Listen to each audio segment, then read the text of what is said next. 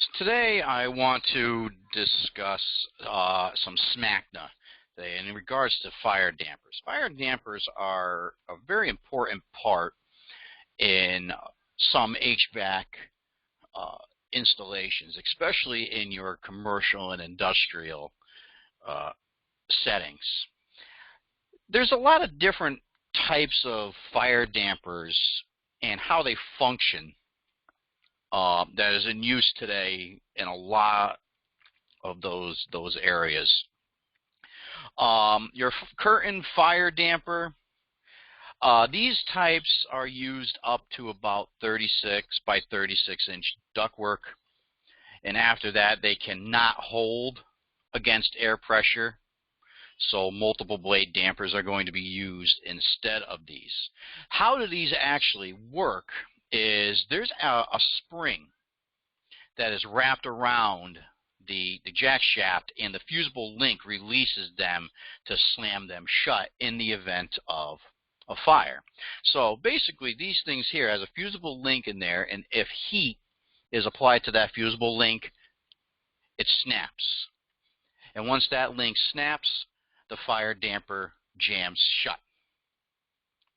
The closing time on these for types of curtain style fire dampers can be literally under a second. This causes a spike in air pressure that can, in some cases, literally split the ductwork right in half. Remember, we have hems and seams. If our hems and seams are not constructed properly, that ductwork can literally break right apart because of that static pressure, because now the fire damper has now created a blockage. The curtain is spring-loaded. A link will melt, and that will close the blades. Gravity only closes is not good in dynamic systems. Say if the fan stays on all the time. These are okay in static systems where the fan actually shuts down in some cases. So here's a diagram of a spring-loaded fire damper. Your fusible link, it would be located right up in this area, and as that fusible link breaks, that jams shut. Okay, you also will have a smoke or combination damper that is out there. Now based off of whether heat or the detection of smoke, these fire dampers will close. Okay, they come with obviously different parts. Each one of these, now remember, these are kind of more motor driven. So you are going to have a bearing and a shaft. You're going to have gaskets. You're going to have seals and all that stuff that has to be in place in order for these things to work properly. They have to be calibrated for whatever specific application that we are dealing with. So there's a little bit that goes to them. Okay, the smoke damper, these are not necessarily temperature limit actuating, but they can be controlled by a smoke detector or indirectly via smoke control panels. So there's a couple of different ones that are actually out there. Okay, your combination fire and smoke, these usually will have a manual reset high limit control on them with a little reset button on them, which will usually reset them to the open position. They can be 165 degrees, 180, 210, 250, 350, depends on the application. Your combination fire and smoke damper is actuated for the smoke part. Once the temperature limit is reached, it closes permanently. The heat closure can be achieved mechanically with a fusible link, rod, or a bimetal, which is called a McCabe link, or by some sort of electrical sensor. So there's a couple different ways these types of fire dampers are going to be operated. In your commercial and industrial applications, some of these fire dampers may even be controlled by a computer. Okay, 165 degrees is the lowest sensor that's going to be used. Probably about 85% of them are going to have a setting of about 165 degrees. 185 gets specified sometimes based on an old standard. This can be used when ductwork is expected to be warmer than 165 degrees. For example, say we're using steam or a steam coil to heat the space off of a boiler or something like that. You may actually run up seeing temperatures of about 110 in some cases. But usually around 165 degrees is when these dampers are actually going to close. Okay, the damper can withstand much higher temperatures per UL 555. Okay, 250 degrees is the minimum. A damper can be rated in the International Building Code and UL laboratories. 350 degrees is used about 10% of the time for smoke control. Reopenable dampers. So you have two types of dampers that are in use. You have your containment, compartmental type dampers. 90% they are going to simply close to prevent your smoke and fire spread. And you'll also have your engineered smoke control. And these are going to be applied in zone pressurization, your stairwells, your elevator shafts, your lobbies, and large spaces. They can be exhausted or pressurization to prevent the smoke spread. Okay, so compartmentation is where you may have fire dampers on either side, maybe on firewalls, where in the event of a fire, both of these fire dampers are actually going to close to try to contain a fire within a specific area of a building. Okay, contaminant dampers in walls and ducts stop fire and smoke. Okay, these are going to be located in walls, corridors, escape paths. They can be found in your ceilings to protect from fire spreading upward. Okay, also keeping your compartmentation intact. Okay, your fire and smoke dampers are critical when it comes to this. Sprinklers can control the fire better in smaller compartments until the fire department arrives. And if the fire does spread, water pressure can drop and the sprinklers will become overwhelmed or overpowered. Okay, then you will need these types of containments to try to help to escape and protect the structure. A organized control of smoke movement rather than containment is required, as indicated in lessons learned from your past fires. So the total situation is obviously controlled. A lot of our dampers today that you see all have been engineered from past experiences when it comes to building fires. So a lot of this stuff comes from also with the integration and the work of local fire departments. Okay, engineered smoke control systems, these are utilized in the following ways. Your stairwells, pressurizations, your smoke extraction, elevator shaft pressurizations, ventilated lobbies, corridor dampers, ceiling dampers, shafts, duct dampers, fire and smoke doors, smoke extrication shafts and fans, your sandwich and building pressurization systems. So these things are found a lot of areas. Okay, your dedicated, no other function but smoke control. Your non-dedicated may be an HVAC air handling system. With this type of system, if there is a smoke in an area or of that nature, these types of systems will divert the smoke out of the building by use of a damper. One damper will close, one damper will open to try to divert the smoke out of the building, commonly found in a lot of your kitchens. Other ones where it's a non-dedicated one where it may simply just be an air handler that's going to either shut off everything and try to contain the fire. Okay, there are variations on the idea. In general, a negative pressure in the smoke zone pulls smoke out and positive pressure in adjacent zones prevents smoke from spreading into that area.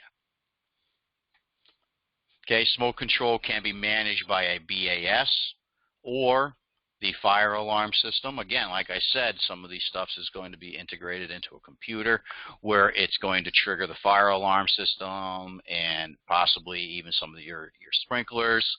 So there's a lot of things that go into it. It's going to definitely set off an alarm and alert the fire department that there is an issue. Some tend to shift to an integrated system, for example, your fire protection or your BAS combination type systems. UL 864 requires for fire alarms, not actuators and dampers. Okay, for your fire alarm systems, they can be provided. You got to have the hardware has to be for operation. Firefighter and smoke control stations, process logic to control your devices. You got to have monitoring. Okay, and you have to have an initiation of automatic smoke control, and can come from smoke detectors, alarms, water flow switches in your sprinkler pipes, or pull stations into your fire system. Okay, your firefighter smoke control. These things are great for firefighters because it tells them where and what floor the issue is. Okay, the front end of every smoke control system is your firefighter control station. It's going to be associated with LEDs with every fan and damper. Manual overrides for every fan and damper is going to be on these controls. Your fans and dampers are typically tied into your BAS. Your information from dampers and fans is taken and processed by either the fire or BAS system to control the correct fan and dampers at the right time. Sorry. In a containment system, there are just dampers. Your local smoke detectors and heat sensors are what's going to actually close them. In an engineered system, the dampers can be controlled from the firefighter smoke control system. The automatic fire alarm control can be overridden, and if the temperature of the damper gets to that secondary high limit, the damper closes until it's manually reopened.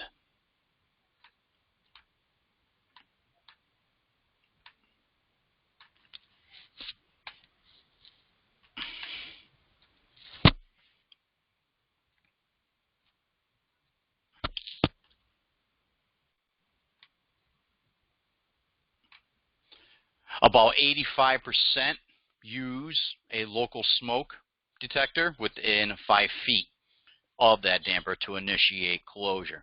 One thing that we have to pay attention to when we are in this type of environment is the location of fire dampers. Fire dampers are very, very important in the safety of the building, but they are also a cause for heating and cooling issues in your commercial buildings.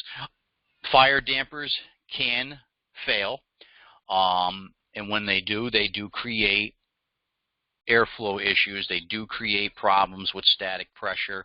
They do set off false alarms in some cases. So during inspections of HVAC equipment in those types of settings, it is good common practice to try to inspect these dampers to make sure that they are in the correct position.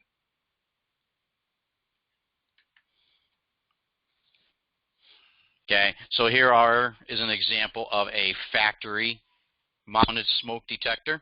Okay, this is what is going to be mounted on the side of your ductwork, and this is going to be connected to your firefighter control system, your BAS computer system in the building, and this is what's going to trigger the alarm and send out the call to the fire department, or tell even a building maintenance person to say, hey, we got a problem. And this is what's going to close these dampers in the need of an emergency. Okay, wiring them is pretty pretty basic. Nothing too crazy to them. It's basically, in this case, this is only a 2-wire control. You have an L1, a switch that goes to your actuator, a neutral, and a ground, and it's basically just controlled and powered. There are other variations to these types, but this is just a very basic idea of what they do.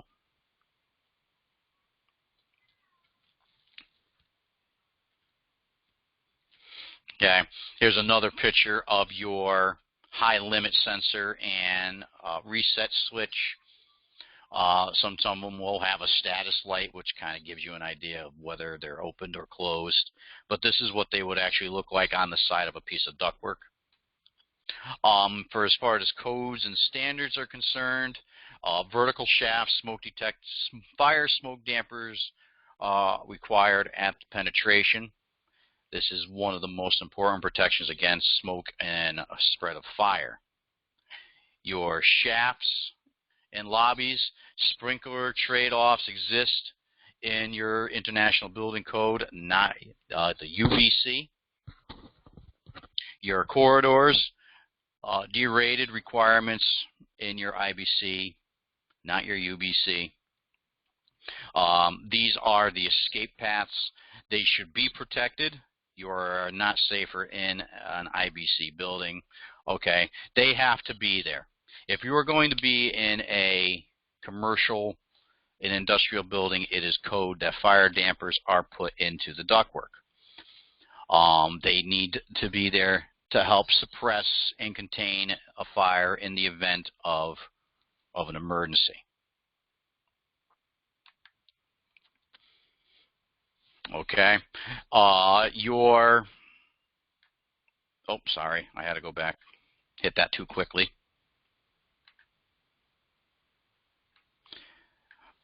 The UBC requires all elevators that open onto a rated corridor to resist the passage of smoke within an enclosed lobby. Additional doors are listed. Gasketed system. Any area that is rated to be fire protected, the doors, the walls, and the fire dampers all have to be rated to handle a specific temperature and a specific time. Okay, IBC requires an enclosed lobby or an additional door in unsprinklered buildings and where the elevator open onto a rated corridor. However, the IBC deletes the requirement for rated corridors in all but H occupancies and R occupancies, assisted living and detention centers taller than 4 stories when sprinklers are used. The provision eliminates the smoke protection requirement of the elevator shaft in these occupancy groups. The sprinkler reduction is not allowed in your UBCs.